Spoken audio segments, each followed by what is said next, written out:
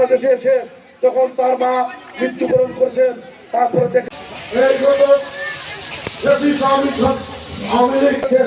বাংলাদেশে উনি এসেছেন দীর্ঘ 17 বছর।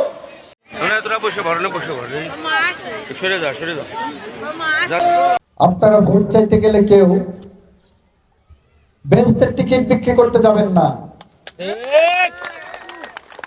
আমরা যারা মুসলমান, আমরা বিশ্বাস করি বেহেশতের টিকিট একমাত্র আল্লাহ পাক দেবেন রোজ কিয়ামতের দিন হাসরের ময়দানে।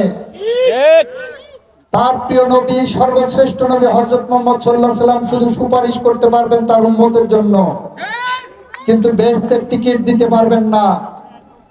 যারা বেহেশতের টিকিট বিক্রির নামে দাঁড়িপাল্লায় ভোট চাচ্ছেন তারা আল্লাহর সাথে শিরক করছেন।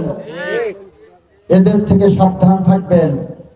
আপনারা যেমন বেহেশতের টিকিট বিক্রি করবেন না, অন্যদেরকে এদের থেকে সতর্ক করবেন।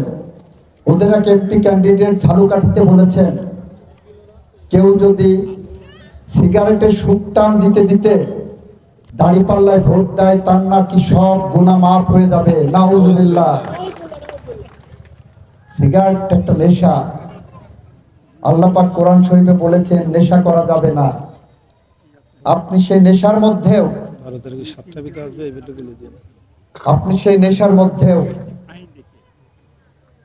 কোরআন শরীফ ঢুকায় ফেলছেন আর ইসলামের কথা বলছেন।